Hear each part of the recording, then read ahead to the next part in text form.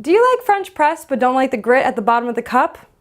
Me neither. Well, luckily, today we have a solution for that. We are going to make a cup of coffee using the Espro Press. Espro's designed these coffee presses with 2-barrel microfilters that sit in the inside of the brewing chamber. And the mesh on those filters are a lot finer than you would find on a traditional French press, resulting in a full flavor cup of coffee, but just with none of the grit. So you're getting a nice, clean, full flavored cup of coffee, which what more can you ask? There are 3 sizes of the Espro Press. We have the small version, which holds about 8 ounces of coffee, the medium, which holds approximately 18 ounces, and the large, which holds around 32 ounces of coffee.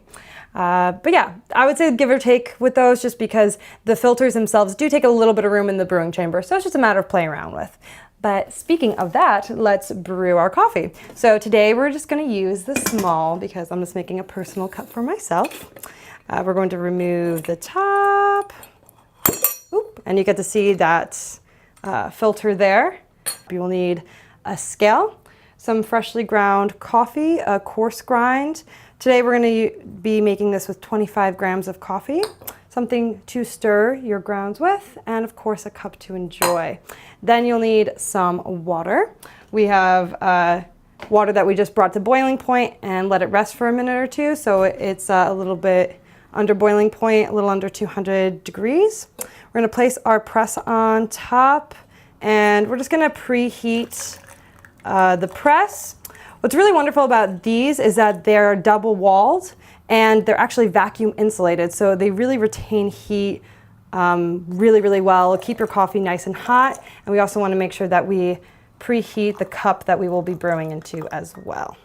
I'm going to even pour that into this one. Wonderful. So we're going to place that back on our scale. We want to tear out the scale so it's reading 0.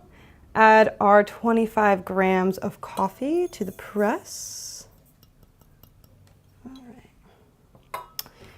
And now we're going to tear out our scale again so it reads to 0, and we're going to be adding 350 grams of water. So you want to pour this in, try to saturate those as quickly as possible. Just stir those around a little bit with our little whisk. And we're just going to let that sit and wait for 4 minutes. Alrighty, so after your 4-minute dance party, we are going to start pressing our Espro Press. I made sure that the lid was on top, so throughout the entire brewing process, none of the heat was leaking out, but we are ready to go. So move your scale out of the way, and then just gently press down. It's as simple as that. I always like to wake up with a little bit of a dance party, so works out for me perfectly.